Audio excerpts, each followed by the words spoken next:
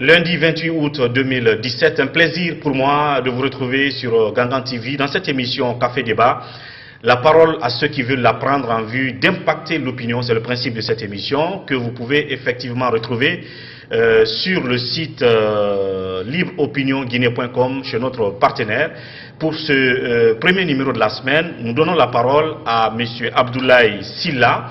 Il est jeune juriste, doctorant en droit public, fraîchement rentré de la France et donc soucieux, je vais dire désireux de la parole, afin d'apporter son analyse sur les sujets du moment, éducation, actualité politique, mais aussi situation des droits de l'homme en République de Guinée.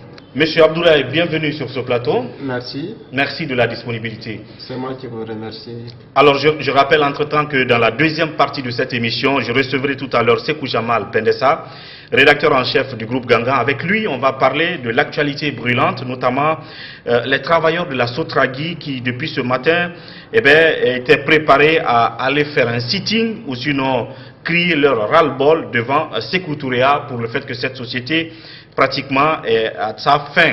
Et puis l'opposition face à sa réconciliation, la démarche du Dr Faya risque-t-elle d'échouer? La question est posée avec Sékou Jamal Pendessa. On reviendra sur la dernière plénière que l'opposition a tenue la semaine passée en présence de Aboubakar Sylla qui semblait pourtant avoir pris de la distance de Cellou Dalein Diallo. Et puis, décret à polémique, nomination de Bantama et de Ibrahima Kourouma.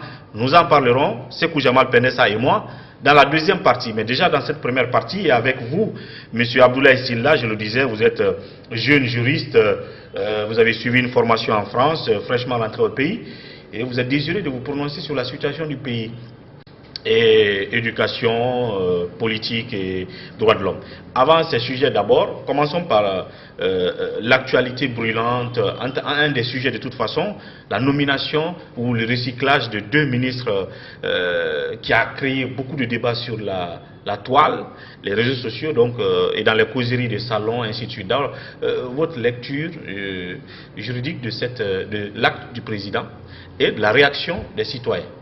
Ok, je commencerai de prime abord par vous remercier de me donner l'opportunité d'intervenir dans cette émission pour me prononcer sur un certain nombre d'aspects. Vous savez, j'ai l'habitude de dire à mes amis en France là-bas que la Guinée est notre patrimoine commun. Nous avons intérêt tous à préserver ce patrimoine-là. Donc ce qui se passe en Guinée ici, notamment tout ce qui concerne la politique, les droits de l'homme et ainsi de suite, ça concerne tout le monde. Bien. Que l'on soit à l'interne ou à l'extérieur du pays. Si on a un intérêt pour la Guinée, on doit s'intéresser à ces questions-là. Pour aller droit au but, les récentes nominations respectivement de M. Bantamasso et de M. Ibrahima Kourouma ont été largement critiquées sur les réseaux sociaux. Mais moi, la réponse que je vais donner à ces critiques ou bien à la question que vous venez de me poser est double. Elle a un volet juridique et un autre volet politique. Restons dans le cadre juridique de ces nominations. Je disais que en fait, la constitution guinéenne est là, c'est elle qui réglemente le système politique de la Guinée, le fonctionnement de tous les pouvoirs publics, y compris les pouvoirs politiques. Et cette constitution a procédé à la distribution des compétences, notamment qu'est-ce qui relève du domaine de l'exécutif et qu'est-ce qui relève du domaine du Parlement, notamment l'Assemblée nationale. La séparation, la fameuse séparation des pouvoirs. Exactement. Concernant les attributions de l'exécutif, notamment le président de la République qui est l'incarnation de ce pouvoir, le président de la République dispose du pouvoir réglementaire. Donc c'est lui qui nomme aux emplois civils et militaires et ces nominations-là relèvent de son pouvoir discrétionnaire. On ne peut pas attaquer ces décrets-là, d'autant plus que les décrets sont fondés en droit. C'est des choses qui sont conformes à ce qui a été prévu par notre constitution. Bien. Donc s'il y a une réponse juridique à apporter, je peux dire que le président de la République est fondé en droit de prendre qui il veut dans son bateau, parce que c'est lui qui est le capitaine de ce bateau, et de faire débarquer qui il veut, quoi. Bien. Sauf que l'exercice de ce droit, de ce pouvoir discrétionnaire, pour une rare fois, a suscité débat a suscité pour certains d'ailleurs indignation au sein de l'opinion. On a constaté cet autre fait. Donc si on veut faire une analyse scientifique de la chose, il faut d'abord parler de la thèse. C'est ce que je viens de vous faire, la base juridique de ces nominations-là. Et l'antithèse, maintenant, on va me pousser à parler un peu de l'aspect politique de la chose. Pourquoi? Ces deux ministres concernés, ils ont eu à faire leurs preuves dans les gouvernements passés. Et si on a quelque chose à dire objectivement sur la chose, on peut dire que la gestion de ces deux ministres-là a été un fiasco. Maintenant, l'autre question qu'on se pose, est-ce qu'il y a besoin de ramener ces ministres-là, de les reprendre, de les repêcher, de les recycler? Voilà, d'autant plus qu'ils ont montré leurs limites. Donc on se pose quelle est l'idée ou bien l'utilité de ramener ces deux ministres-là au sein du gouvernement. Donc vous y voyez un certain bien fondé de la réaction des populations. C'est pratiquement une deuxième, on n'aurait pas une première. Il y en a qui prennent déjà l'exemple sur le cas de 2007 ou 2008, la nomination d'un certain Eugène Camara par Lassana Conté, qui à l'époque a remis les gens dans la rue, puisque auparavant les gens étaient dans les rues de la Guinée, et donc pour calmer la situation, ils nomment un Eugène et qui en quelque sorte enflamme la situation. Aujourd'hui les gens ne sont pas dans la rue, mais on a l'impression que sur les réseaux sociaux, c'est comme si tout le monde s'était mis dans la rue pour dire on est indigné face à cette nomination, même si une fois encore c'est un pouvoir, comme vous l'avez dit, discrétionnaire du président de la République. Voilà, vous savez, le peuple qui a élu le professeur Alpha Condé peut lui demander des comptes. Absolument. Voilà, il a des comptes à rendre. Mais ce qui se passe sur les réseaux sociaux, ça montre bien évidemment que nous sommes dans un régime politique pluraliste. Dans des régimes pluralistes, on admet la diversité des opinions, la liberté d'expression, et c'est ce qui est en train de se passer actuellement en Guinée.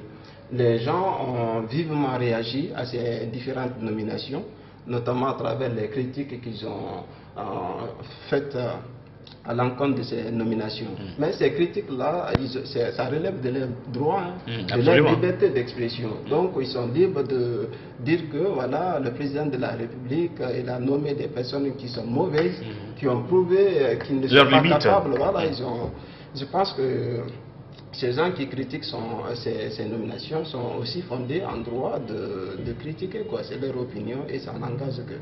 Bien. Et vous, en tant que juriste, et au-delà de la prudence intellectuelle, c'est-à-dire vous avez fait une analyse scientifique, droit, juridique de l'acte, c'est son droit, c'est son pouvoir judiciaire, et les gens qui critiquent, c'est de leur droit, prudence intellectuelle, mais est-ce que vous n'avez pas une opinion, une conviction assise sur est-ce qu'il fallait recycler des gens qui n'ont pas fait de preuves au passé, ou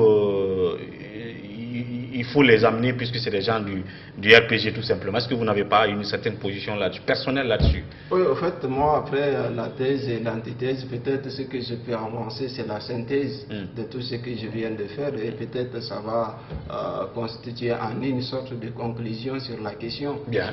Et tout ce que je peux dire, c'est qu'il y a un manque d'objectivité dans cette situation. Et l'objectivité, c'est de part et d'autre.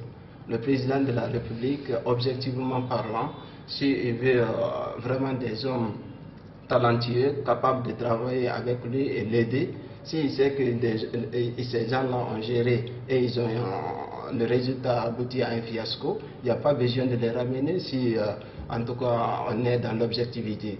Et de l'autre côté, les citoyens qui mettent l'ethnie parce que l'un est Barry et l'autre, voilà, le président. Non, Kourouma et tout. Voilà, je pense que la réaction des citoyens aussi doit être caractérisée par une certaine objectivité. Dans ce pays, il faudrait que chacun se mette au-dessus des subjectivités. Voilà. Et donc on va passer à l'autre sujet, à l'autre aspect, c'est votre analyse de la situation du pays. On va parler d'abord de la question des droits de l'homme, puisque vous auriez, en tant que jeune étudiant aussi, à vos débuts à l'université, milité dans le domaine de la défense des droits de l'homme. Alors vous pensez qu'aujourd'hui la situation s'est améliorée en Guinée, ou quelle lecture vous faites de la question des droits de l'homme et le terrain sur lequel vous vouliez aller, c'était sur la question de la justice populaire. Ouais. En fait, comme vous venez de le rappeler, la question des droits de l'homme, ça m'intéresse à plus d'un titre. J'ai commencé à m'intéresser à ces questions-là bien avant le Master 2 que j'ai fait en la matière à l'Institut des droits de l'homme de Lyon. Et quand j'étais en deuxième année à l'université ici, Général Lansana Conté de Symphonia, mes amis de promotion et moi avions mis en place une structure associative dénommée OGEF, d'Organisation guinéenne des juristes et des étudiants pour la vulgarisation des droits. Nous partions sur les ondes des radios privées pour dénoncer certaines pratiques et pour montrer aussi quelques discordances qui caractérisent le monde juridique et le monde social de la Guinée. Parce qu'à cette époque, je me rappelle, on avait fait allusion à l'article 315 du Code civil qui disait que la polygamie est interdite à toute personne de nationalité guinéenne et c'est sur toute l'étendue du territoire national. Or, il se trouve que le premier responsable, le premier magistrat, d'alors le général Lansana Conté était polygame, disons le comme ça. Donc, il y avait une discordance entre les deux mondes. Maintenant, les droits de l'homme. Les droits de l'homme, vous savez, c'est des droits qui sont inhérents à tout être humain. Ce qui signifie que tout être humain doit être intéressé par la question des droits de l'homme. Parce que c'est notre dénominateur commun, c'est notre attribut commun. Regardez ce qui se passe en Guinée. Quand une infraction est commise sur le terrain, on n'attend pas la police, parfois on n'attend pas la gendarmerie, on n'attend pas la justice. C'est ipso facto une réaction populaire. C'est le cas qui est arrivé malheureusement à ce jeune homme qui a été brûlé vif à Lambani, quand après Javar été accusé de vol d'une moto. De tentative de vol de moto. Restons dans ce cas de figure. Même si c'était un vol, messieurs. C'est un cas parmi tant d'autres. Voilà. Est-ce que c'est seulement ce cas qui a attiré votre attention depuis la France? Parce qu'il y en a qui s'est passé à Sigiri, il y en a qui s'est passé à Kissidougou, je ne sais pas, à Kouroussa, ainsi de suite. Non, en fait, c'est récurrent. C'est très répandu en Guinée. À Mamou, partout, à Sigiri, partout en Guinée, il y a des cas isolés comme ça qui se passent. Et plusieurs cas isolés peuvent être vraiment pris sérieusement en compte parce que toutes les villes quasiment sont concernées. Maintenant, il y a deux choses derrière ces actes-là, ces vengeances populaires. La première chose, c'est qu'il y a la violation des droits du présumé accusé, c'est-à-dire la personne qui a été victime de ces vengeances populaires-là. Regardez, la violation des droits de l'homme se trouve à quel niveau? Le droit à la vie. Le droit à la vie fait partie du noyau dur des droits de l'homme. Et le vol en Guinée, en tout cas selon le code pénal, n'est pas puni par la peine de mort. On est d'accord? Le vol, c'est des peines d'emprisonnement, des amendes qui accompagnent ou bien qui sanctionnent le vol. Ce n'est pas la peine de mort. Et ce qui s'est passé à Lambani, le monsieur il a péri. Voilà, ils l'ont battu à mort. Il a été lynché. Voilà, il a été lynché, il a été battu à mort et il a perdu la vie.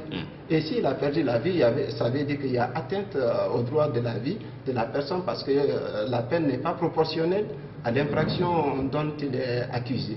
Ça, c'est le premier volet. Mais il faut savoir que de l'autre côté, il y a un message qui est tacite qui accompagne cette révolte populaire, cette attitude de la foule, des différentes foules qui réagissent par-ci, par-là sur le territoire national. C'est une crise de confiance entre la base, entre les populations à la base et la justice. Parce que pourquoi battre un jeune homme comme ça là, à mort si on a confiance en la justice? Si on sait que quand il est traduit devant les tribunaux, les cours et tribunaux de la République, il peut être sévèrement ou bien il peut être puni conformément à ce qui a été prévu par la loi. Donc c'est une question qui doit être réglée, sérieusement réglée. Je sais qu'il y a des avancées depuis l'arrivée de M. Cheikh Sako, mais ce n'est pas encore fini.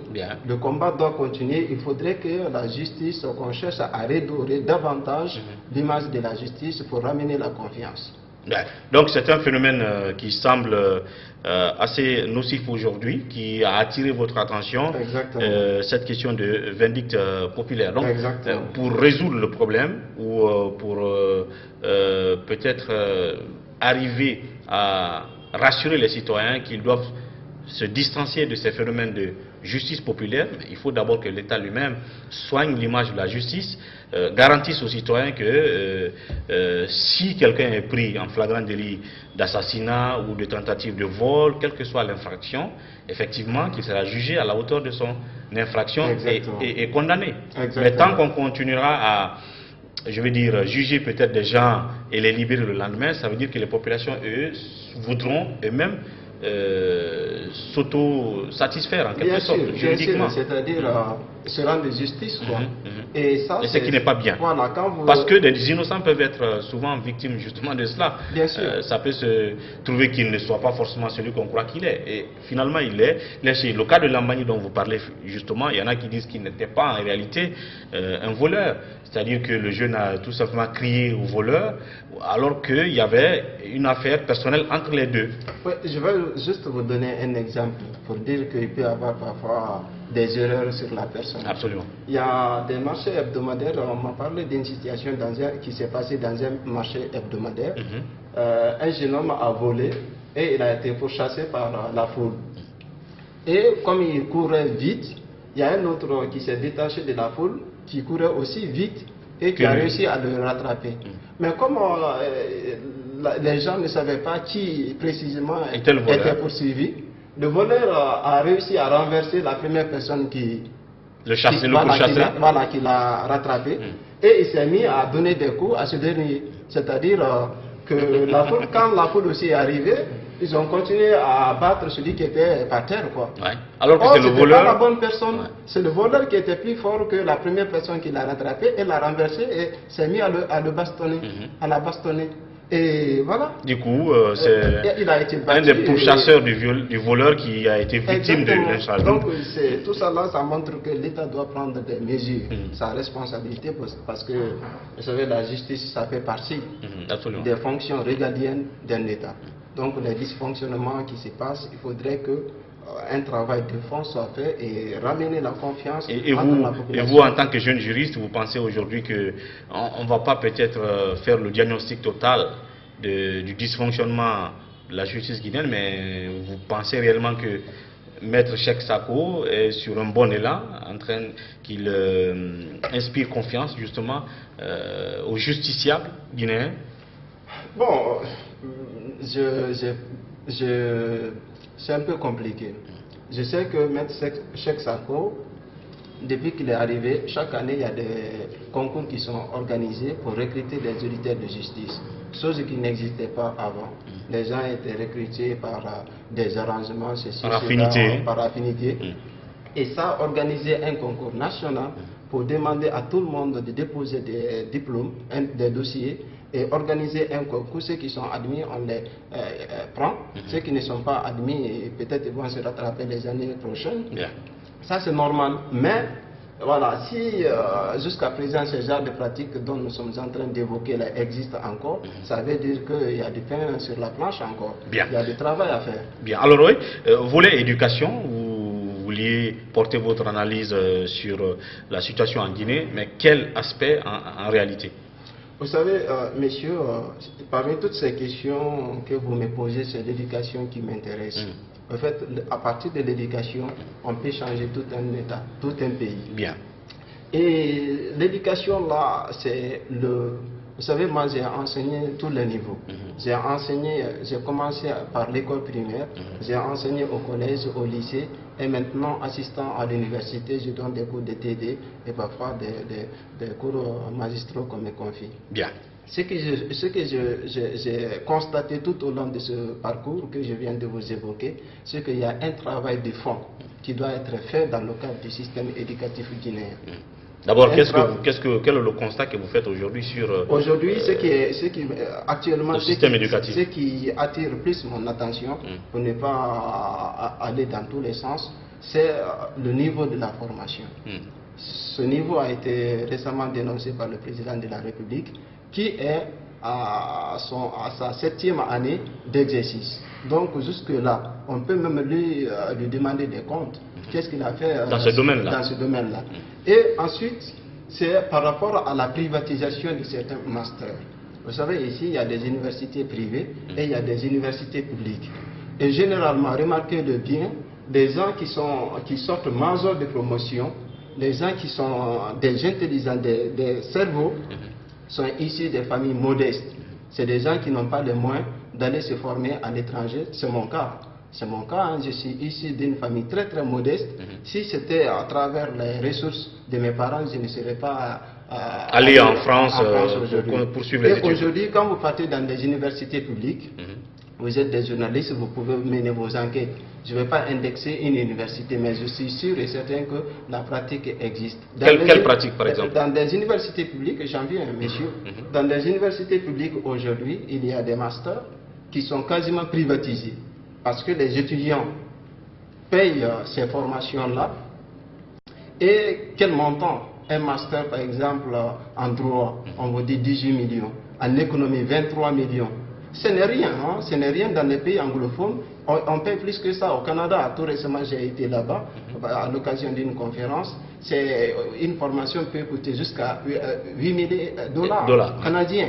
Donc, ce n'est rien par rapport à, si on compare le coût de la formation ici et celui des pays anglophones. Mais, par rapport aux revenus, à la situation des généralement, étudiants. c'est des gens qui n'ont même pas d'emploi. Vous pensez que ça devrait être comment? Donc, moi, je pense que dans des universités publiques, les masters ne doivent pas être privatisés. C'est-à-dire que les étudiants, on ne doit pas leur demander de payer à part les frais d'inscription. Si on me demandait aujourd'hui, si on m'avait demandé de payer mes masters en France, je n'aurais aucun master parce que je n'aurais pas les moyens de payer mes 3 masters là que je viens d'obtenir. Donc c'est un problème que des compétences sont en train de subir en Guinée actuellement, qui ont la capacité de faire ces masters mais qui n'ont pas les moyens. C'est cela? Exactement. Je vais vous donner juste un exemple. Quand on privatise les masters dans les universités publiques, je ne parle pas des universités privées. Par nature, voilà, ça suit la règle du marché. Mais les universités publiques ne sont pas des établissements privés, normalement. Et là, les étudiants qui veulent se former dans ces universités-là, l'État doit mettre tous les moyens en place pour que ces universités... Est-ce que ça ne dépend pas du système qu'on a adopté, le LMD? Peut-être que le LMD voudrait que la licence soit donnée gratuitement et que quand vous avez fait la licence dans une université publique et que vous avez votre diplôme, si vous voulez poursuivre maintenant en master 1 ou 2, après doctorat, il faut payer. Et ce ne sont pas les... Je viens de la France, monsieur. C'est le système. En France aussi, c'est LMD. C'est la licence. Après la licence, on s'inscrit en master. Après le master, on s'inscrit en thèse de doctorat. Donc tu penses qu'on abuse, on utilise mal le système? Je ne parle pas des universités privées. J'ai fait mes études dans des écoles publiques et dans des universités publiques ici. J'ai une maîtrise en droit avant d'aller continuer mes études en France. Et en France, là-bas, depuis que je suis arrivé, j'ai fréquenté 3 universités publiques, Lyon, Grenoble et Paris. Donc je sais que je n'ai pas payé mes masters. À part les frais d'inscription dans les universités publiques, on ne paye pas les masters. A fortiori la thèse. Donc le constat que tu fais ici dans nos universités publiques, c'est qu'il y a beaucoup qui sont recalés là actuellement, qui veulent faire le master mais qui sont recalés, ils sont bloqués. Prenez un exemple, quelqu'un qui sort major de promotion en licence, mais qui n'a pas du tout les moyens de faire un master, et quelqu'un qui a difficilement validé la licence avec une faible mais il a l'argent. Mais ses parents sont riches, c'est des commerçants à Madina. Ce dernier peut s'inscrire dans un master alors que le major de la promotion a des difficultés financières. Donc pour vous, il faut dématérialiser cela. Pour moi, il faudrait qu'on revoie la situation et que les choses puissent aller dans le bon sens. On aura le temps de faire encore plus de débats sur ce sujet, c'est très important, mais on va conclure en 1 minute sur peut-être le sujet politique. Si, à part les décrets à polémique du président Alpha Condé, vous avez d'autres sujets d'actualité politique qui attirent votre attention en tant que jeune juriste, analyste, pour terminer. En fait, moi je ne suis pas politiste ni politologue, mais comme je vous l'ai dit, la politique est une affaire de tous. Donc, que ce soit du côté de la mouvance présidentielle ou de l'opposition, il faudrait que les gens mettent la balle à terre et qu'on s'inscrive dans la logique de l'objectivité. Bien. Voilà. C'est tout ce que je peux dire, quoi. Ce n'est que le début, puisque nous continuerons à vous donner la parole pour apporter votre analyse sur les différents sujets du moment. Et dans la deuxième partie de cette émission, je vais recevoir Sékou Jamal Penessa tout à l'heure pour décrypter d'autres sujets d'actualité. Merci d'être passé pour cette première fois dans cette émission. C'est moi qui vous remercie. À très bientôt. Merci beaucoup. Au revoir. Sékou Jamal Pendessa, rédacteur en chef du groupe Gangan. Dans cette deuxième partie de Café Débat, bienvenue Pendessa. Merci. Premier sujet, c'est l'opposition, d'abord les travailleurs de la Sotragui, c'est important, transport public qui, depuis le matin, se préparaient à aller crier leur ras-le-bol devant Sékou Touréa, comme pour dire qu'ils n'ont plus d'espoir, non seulement auprès de l'administration de la Sotragui, auprès du ministre des Transports, eh bien, ils veulent aller crier leur ras-le-bol auprès d'Alpha Condé. Est-ce qu'il faut s'attendre peut-être à ce qu'il y ait des oreilles attentives auprès du président de la République, mais qu'il y a aussi un certain nombre de désespoir chez eux quand on sait que les nouveaux bus ne seraient plus probablement utilisés en Guinée? Bon, il faut commencer par dire qu'on connaît le problème des travailleurs de la Sotragui, puisque depuis plusieurs mois maintenant, ça dure. Ils organisent régulièrement des manifestations pour attirer l'attention des autorités, notamment les responsables directs de la société. Mais jusqu'à présent, il n'y a pas eu gain de cause. Donc la nouveauté cette fois-ci, c'est que non seulement ils disent qu'ils vont s'adresser au chef de l'État, ce qui dénote un certain désespoir, c'est qu'ils ne savent plus à quel sens se vouer. Ils disent que le seul espoir aujourd'hui c'est le chef de l'État. Maintenant, votre question est-ce qu'il prêtera une oreille attentive? Est-ce qu'ils trouveront gain de cause avec Alpha Condé? Je doute fort, puisque je ne sais pas ce qu'il pourra faire. Il ne va pas quand même dire, bon, je vais acheter de nouveaux bus demain, la société va reprendre, vous comprenez, vous avez signalé... Mais il y a le problème des salaires auxquels ils sont confrontés, peut-être que le président peut prendre des engagements pour payer leurs arriérés. Il peut prendre des engagements pour payer leurs arriérés, mais c'est que le but final, ce n'est pas seulement d'avoir les salaires, puisque même si on leur donne combien de millions, s'il n'y a pas un emploi garanti, cela veut dire que le problème n'est pas résolu. Bien. Ils vont continuer à chômer, et ceux-là qui ne savent pas comment faire pour multiplier le peu d'argent qu'ils ont, et puis dans quelques mois, ils vont se retrouver dans les mêmes situations. D'ailleurs, il faut rappeler que beaucoup sont endettés, donc quand ils vont jusqu'au cou, endettés jusqu'au cou. Exactement, ils vont commencer par désintéresser les créanciers. D'abord, vous comprenez le problème. Donc c'est ça. Et c'est qu'il y a la fête des Tabaski qui approche, il y a l'ouverture des classes, c'est les pères pour le mois de septembre. Donc c'est ce qui a encore ravivé les soucis de ces gens-là. Ils se disent, mais si on ne se lève pas maintenant là pour agir, c'est qu'il y aura des problèmes. Et un autre facteur très important, facteur de désespoir, vous l'avez signalé de passage, c'est cette affaire des nouveaux bus offerts par la Turquie. Vous n'êtes pas sans savoir que pas plus tard que la semaine dernière, le ministre des Transports, Oye Guilabogui, a déclaré qu'ils se sont rendus compte finalement que la Turquie leur a offert des mauvais bus. Il dit au moment où on négociait ce bus, on ne savait pas que c'était des anciens. C'est des bus qui ont travaillé pendant 17 ans. En Turquie. Même l'usine qui les a fabriqués ne fonctionne plus. Donc, les travailleurs ont appris cette nouvelle, ils se disent, mais cela veut dire que la reprise de la Sotragui, ce n'est pas pour demain. Vous comprenez? Donc voilà, entre autres, des problèmes ou des éléments nouveaux. Et justement, s'il y a ce constat-là, que malheureusement, je ne sais pas, ces 50 bus que la Turquie a offert à la Guinée sont des vieux bus dont les pièces de rechange ne sont plus sur le marché parce que l'usine qui les ont fabriquées n'est pas fonctionnelle. Il faut peut-être régler les travailleurs et les libérer pour qu'ils aillent ailleurs. À quoi sert à les garder dans une entreprise alors qu'on ne les paye pas, alors que l'espoir qu'ils avaient de reprendre le travail avec les bus de la Turquie n'est plus là? Est-ce qu'il n'y a pas la nécessité de régler les travailleurs de la Sotragui? Il faut rappeler de passage qu'ils sont au nombre de 700 et les laisser partir.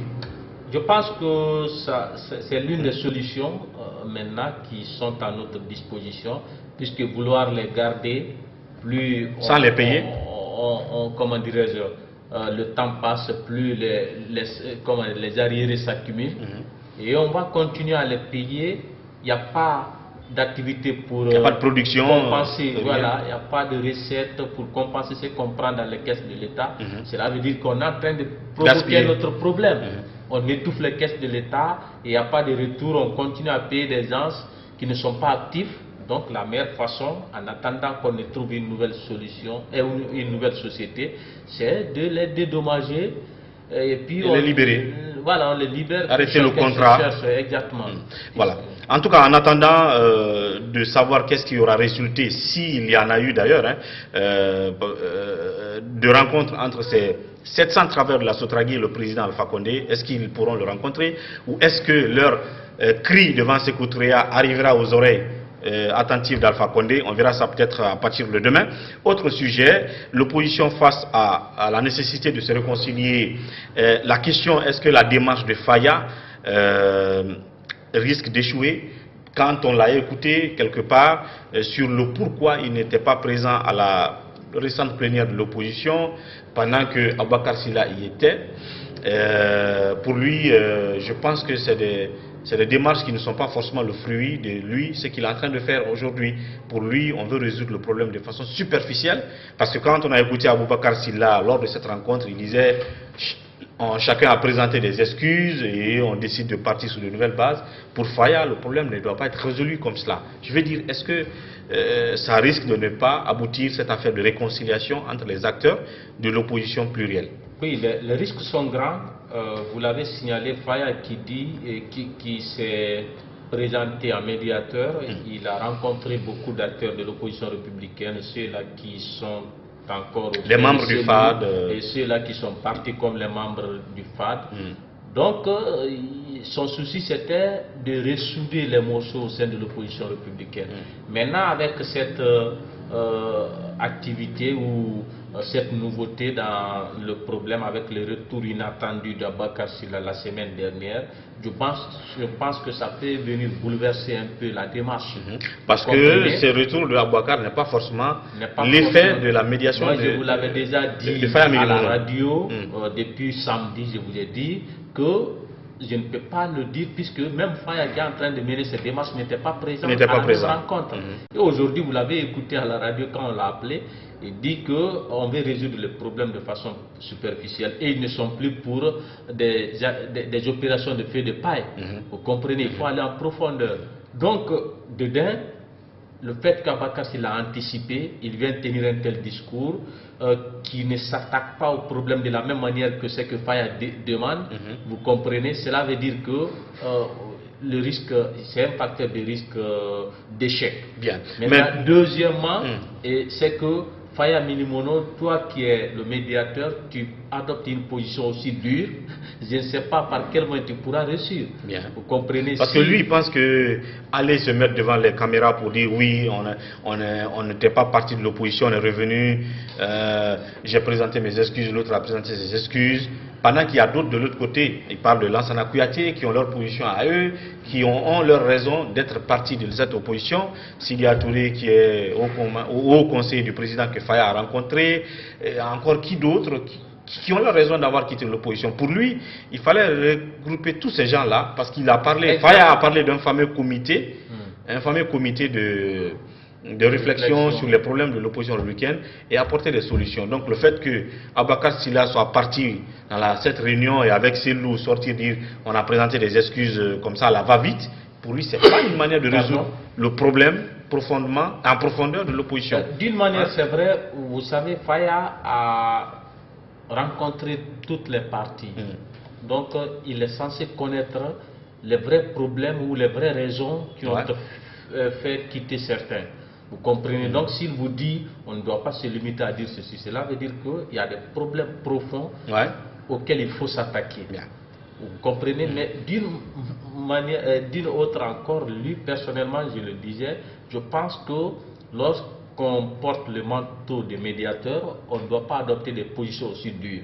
Peut-être les autres ont raison. Donc tu penses que le fait de ne pas être parti à la plénière de la dernière fois est une position dure? Il aurait dû y aller, tout simplement? Le simple fait qu'il ne soit pas à la rencontre, peut-être ne pouvait pas causer problème. Mais quand il dit on ne doit pas se limiter à faire ceci, à faire cela, je pense que c'est des tons qu'il fallait plutôt garder entre eux. Bien. il pouvait aussi organiser une autre rencontre là où il allait faire en sorte que tous les autres viennent, même si ça sera des rencontres qui ne seraient pas couvertes par les médias, qu'on leur dise maintenant voici sur quelle base on doit réconcilier. Bien. Vous comprenez qu'ils se disent les 4 vérités entre eux là-bas. Mais si déjà il adopte une telle, d'abord son absence parle beaucoup, vous comprenez. Son absence à cette pouvait réunion. aussi, moi je pense même qu'il pouvait profiter de la rencontre de la semaine dernière pour venir dire attention, il ne faut pas qu'on parte très vite. Il faut aller, puisque l'erreur, ce qu'il considère comme une erreur commise par Abakar Sylla dans sa communication ou par tous ceux qui étaient présents, s'il pense que c'est le simple fait de présenter des excuses qui puissent résoudre le problème, c'est une erreur. S'il était là-bas, il pouvait corriger cette erreur. Bien. Il allait dire attention, le problème est plus que des excuses. Bien. Il faut aller plus loin. Donc, mais comme il était absent, qui pouvait défendre sa position à son absence? Ah bien. Vous comprenez? Donc est-ce qu'il y a une chance que la mayonnaise prenne? Là aussi la question reste posée en attendant les jours à venir. Pendant ce temps, autre sujet qui a fait polémique, qui a fait couler beaucoup d'encre, c'est le recyclage de 2 ministres. En tout cas, entre autres décrets que le président a pris récemment, qui ont été d'ailleurs perçus comme un élan de remaniement du gouvernement Youla, il y a quand même 2 décrets qui, pour une première, ont suscité ce débat. C'est le recyclage de Bantama et puis de Ibrahima Kourouma. Pour certains qui sont comme une certaine indignation dans l'opinion, notamment sur les réseaux sociaux. Oui, vous savez, depuis la semaine dernière, on a en parlé à la radio. Et comme je l'ai dit, Bantama est rentré avec des invectives.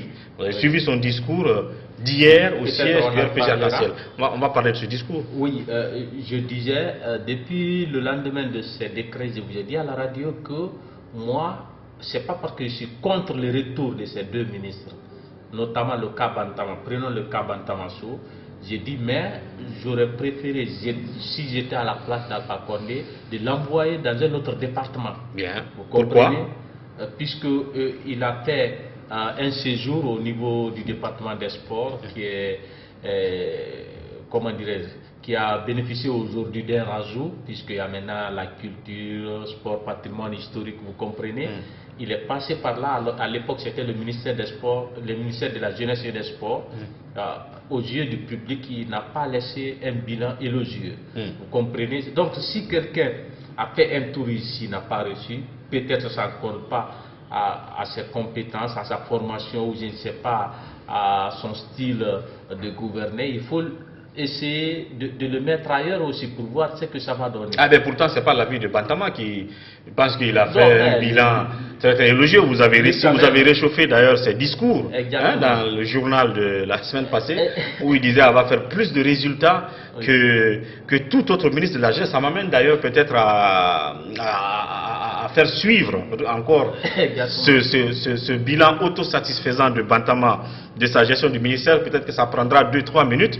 On va suivre et puis revenir continuer le débat.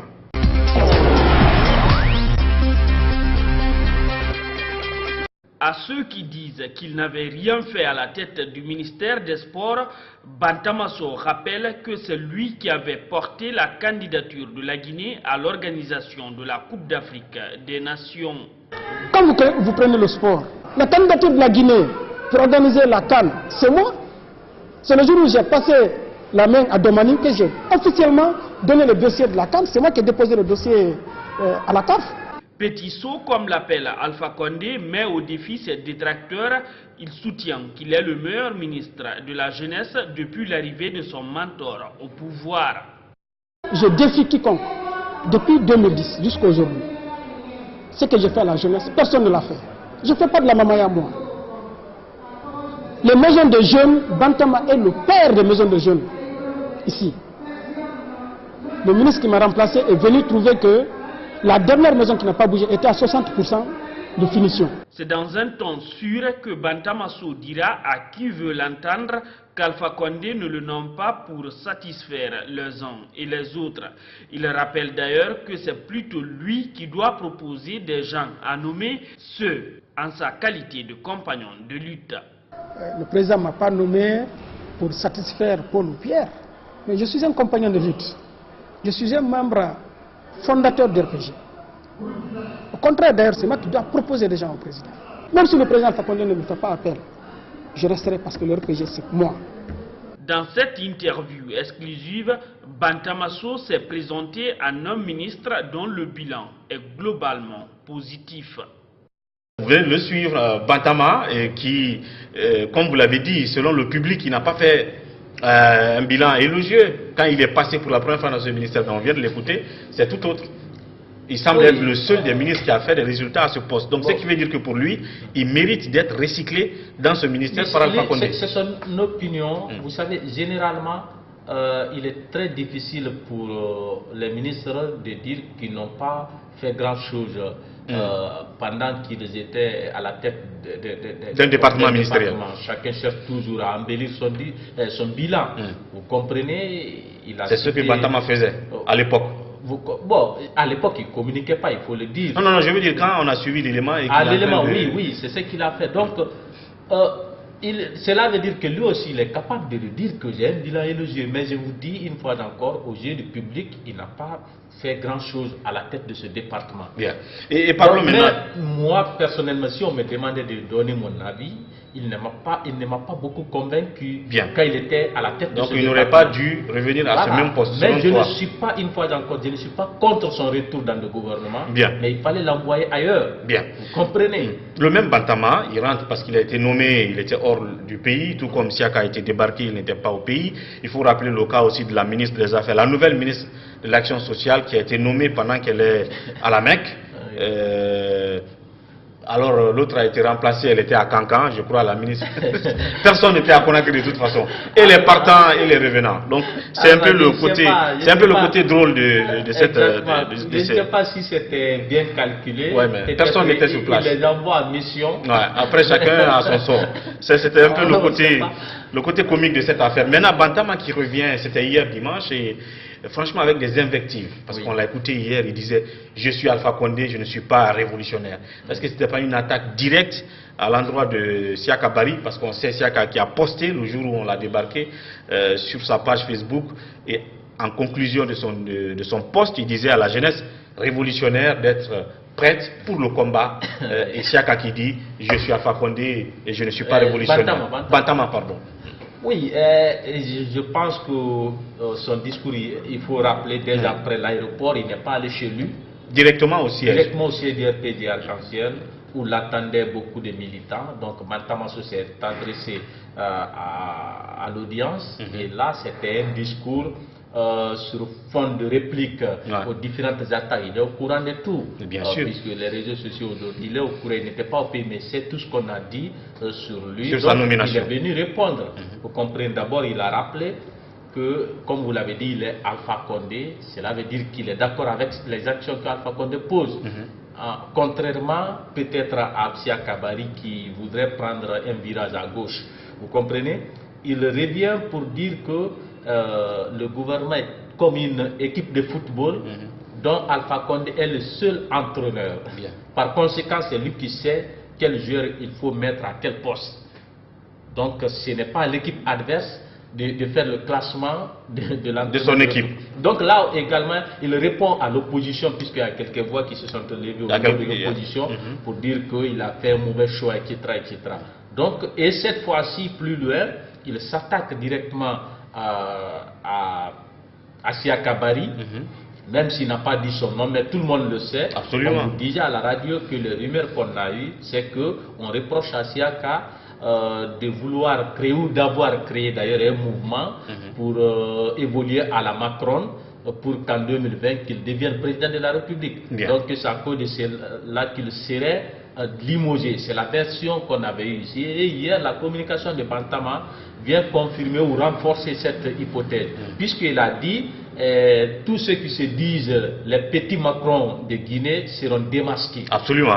Donc c'est une sorte de chasse aux sorcières ou au supposé Macron qui va être lancé, même après le débarquement de Siaka. C'est ce que ça annonce. Exactement. Là. Et n'oubliez pas que le mouvement là que Siaka a créé, ou aurait créé, aurait créé, mais presque nous on a mené des enquêtes, on s'est rendu compte. Donc c'est réel, c'est vrai. C'est réel, il a créé un mouvement. Mais c'est pas mal, c'est pas un mal de créer un mouvement pour un ministre ou un responsable. En quoi c'est mal, c'est mauvais de créer un mouvement je vais analyser de jeunes? Je vais analyser ça, mais je voudrais terminer l'aspect très rapidement. Menace ou un peu menace de Bantama. Quand il dit tous ceux qui se disent petit Macron. Je rappelle que le mouvement là regorge beaucoup d'autres cadres, certains sont dans l'administration même. Cela veut dire que quand il dit qu'ils seront démasqués, tous ceux qui étaient avec Siaka qu'ils seront débarqués. Qu'ils se préparent. Vous comprenez? Bien. Donc c'était ça. Maintenant, pour revenir à cette affaire de mouvement, moi je ne suis pas contre, je suis pour la liberté d'opinion. Chacun peut créer un mouvement, tu es libre de le faire, mais c'est que j'ai reproché à Siaka à ce niveau. Lorsque moi, personnellement, j'appartiens à un gouvernement, je constate que vous êtes en train de partir dans un sens qui ne colle plus avec ma conviction. La meilleure façon pour moi, c'est de démissionner. Je ne vais pas créer un mouvement qui va dénoncer, qui va marcher dans le sens contraire des activités du gouvernement auquel j'appartiens, en étant au même moment dans le gouvernement. Donc je démissionne, je m'occupe de mon mouvement pour faire valoir mes idées. C'est pas un mouvement politique. Si c'est un mouvement de jeunes... C'est un mouvement politique. Non mais c'est pas un mouvement politique. Toute structure qui a pour vision de conquérir et de gérer le pouvoir, mais qui est-ce qui a dit... C'est une organisation politique. Est-ce que Siaka Baldé a dit à quelqu'un que son mouvement, si tant est que ce mouvement a existé, avait pour but de prendre le pouvoir? Est-ce qu'il a dit ça à quelqu'un? Est-ce qu'on a vu leurs manifestations sur le terrain pour le pouvoir? Mais si on résume qu'ils vont macroniser la Guinée, tout le monde sait ce que ça veut dire. Vous avez créé c'est de changer c'est de changer les mentalités, c'est de conscientiser la jeunesse. Ça ne veut pas dire forcément prendre le pouvoir. Comment est-ce que Macron... C'est une mauvaise déduction, moi je pense, quand même. Quand vous faites allusion à Macron, oui. Macron, pour changer cette mentalité, la physionomie politique même de la France, il a eu le pouvoir. Oui, mais tout comme on peut le faire sans être au pouvoir. Hein? Non. Si le limogeage de Siaka s'est résumé à cela, est-ce que vous pensez, même si c'est un pouvoir discrétionnaire ou discret, mais il faut le commenter tout de même, est-ce que c'est fondé? Moi, je dis si on résumait ça par la création d'un mouvement. D'abord, je commence par dire que j'étais à la place de Siaka. C'est moi qui allais démissionner. Bien. Puisque tout le monde a compris dans les démarches de Siaka, il n'était plus forcément d'accord avec la démarche du gouvernement. Peut-être qu'il n'était pas démagogue, c'est cela. Il ne l'a pas dit ouvertement. Peut-être qu'il n'était pas propagandiste. Alors, s'il estime que le gouvernement là, est propagandiste, est démagogique, mais qu'il démissionne de ce gouvernement, c'est ce que je veux. Donc il a attendu qu'il soit débarqué. Et il y a une autre chose qu'il faut rappeler. Pour terminer. Le président, s'il estime qu'il y a un membre dans mon équipe qui ne va pas dans le même sens que ma politique générale, mais il a tout à fait le droit de le limoger. Bien. Mais ce que moi je voudrais, c'est-à-dire, c'est que si les choses ne s'étaient pas passées comme ça, je m'attendais, je vous avais dit, ma première réaction, j'ai dit, moi j'espère que Siaka sera appelé à relever des défis dans un autre domaine. Alors, il est venu au département des sports, il a fait ce que beaucoup ont apprécié. Je l'avais dit, j'ai dit, si on l'a débarqué, moi je pense, c'est mon avis, je pense qu'on doit l'appeler à un autre département pour relever des défis de l'autre côté. Bien. Mais on a compris, plus le temps évolue, on a lu ses déclarations, on a compris qu'il y a beaucoup de choses qui se sont passées. Par conséquent, c'est lui-même qui devait prendre l'initiative de quitter le bateau. Bien, on verra, on suivra tout ça de près. Et on fera le focus prochainement sur l'autre recyclé.